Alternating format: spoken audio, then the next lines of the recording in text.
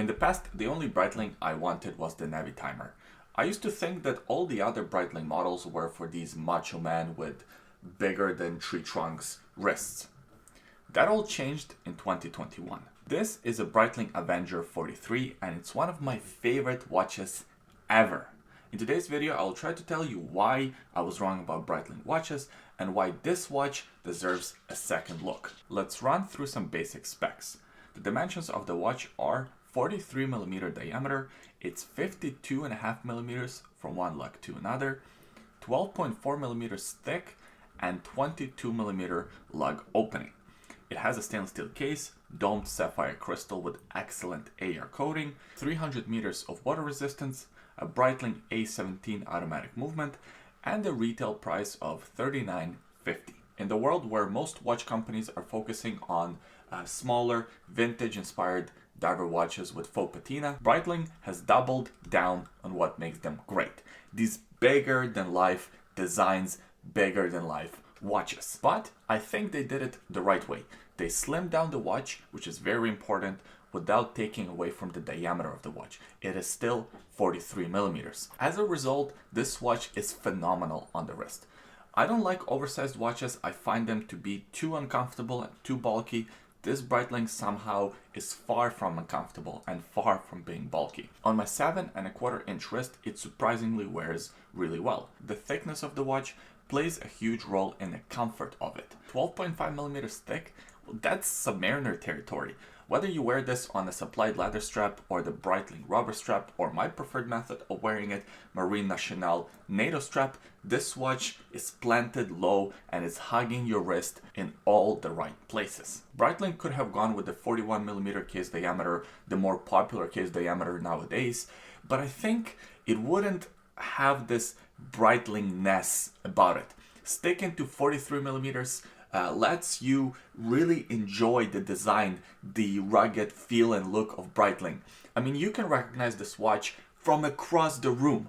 You know that that's a Breitling right there. Probably the most recognizable part of the watch is this bezel design with the rider tabs for easier grip. By the way, the bezel action is nice and crisp. 120 click unidirectional with great loom pip. It's easy to grip thanks to these rider tabs, and you can feel every click. It has what's called a captive bezel with the screws on the side of the bezel holding it in place. It's not a snap-on bezel like a lot of other watch companies have, so you can't simply unsnap it. You first have to undo the screws, then you can take the bezel apart. It also has nice alteration between brushed and polished finishes with some nice high polish accents that play in the light really well and really make this watch a little bit more visually interesting without making it too blingy like a lot of other Breitling watches in the past that only had high polished finishes without any brushed accents. Those watches, in my opinion, were too blingy. This one, blingy enough without crossing that line. It has a satin or brushed finish on the sides of the case, high polish finish on the top of the lugs, and the overall quality of the finish is exactly what you would expect from a luxury timepiece. The crown is at the 3 o'clock position, housed within these guards. This watch has 300 meters of water resistance, so of course the crown is screwed down. It's signed with Breitling logo. Speaking of Breitling logo, I always found Breitling logo design to be one of the best in the business, might be my favorite watch logo design.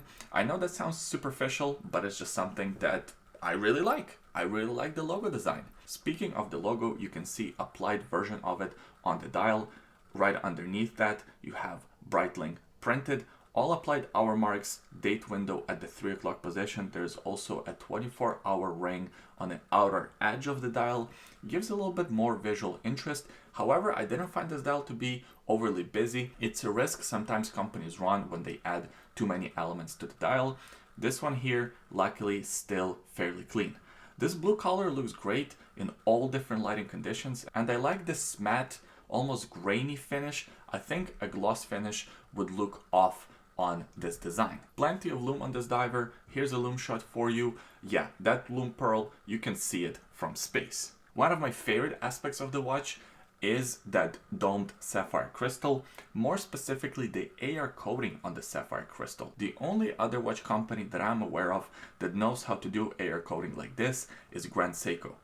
this crystal just disappears. It's almost as if there's nothing there, as if you're looking at the naked dial. Seeing it in person for the first time is just something else. Some people might find the movement of this watch a bit disappointing. It's powered by the Breitling caliber A17 automatic movement, which is essentially an ETA 2824 finished to a chronometer spec. There are a few watch brands like Oris and Tudor that offer in-house movements in this price point, and I would love to see a Breitling in-house movement offered in this price point. As it is right now, the movement is still very accurate. It's chronometer spec and it's reliable, easy to service movement. The watch I have comes on a leather strap. It has this textile pattern on the top and a more traditional cav leather underneath. The textile portion is done in this blue color, and it's actually leather. It's not fabric. It might seem like it's fabric on video, but I think it's embossed leather. This calf skin underneath is very nice and soft, done in yellow. The strap is comfortable and it looks great. I also bought a Breitling strap from Breitling to wear this watch, since this is a diver watch and leather straps and diver watches don't really pair very well. But by far my favorite way of wearing this watch is on a Marine Nationale strap. I mentioned this before in many other videos, but if you have one of these watches, definitely try it on the Marine Nationale strap. It just transforms the overall look and feel of the watch.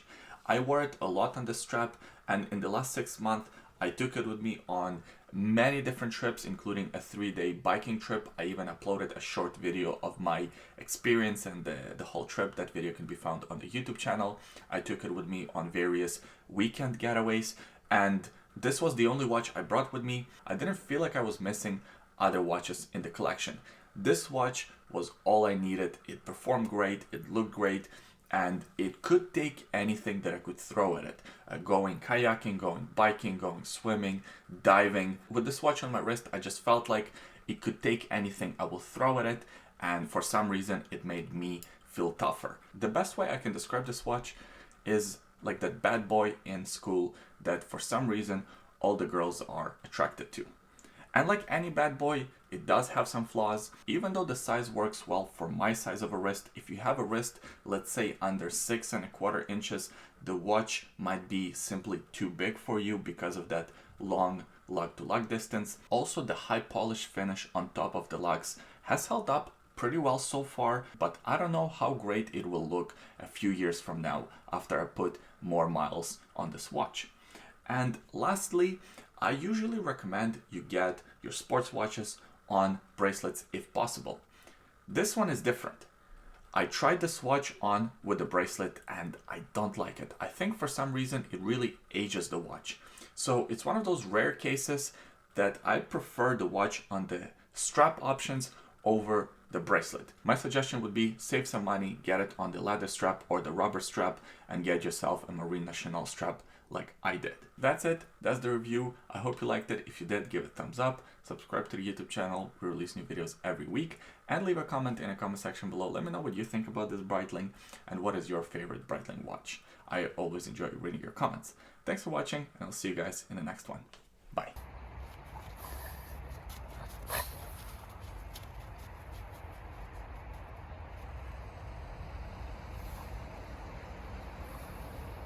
What is it? Can you get the stick out? You already have a stick. You already have a stick. Need another one?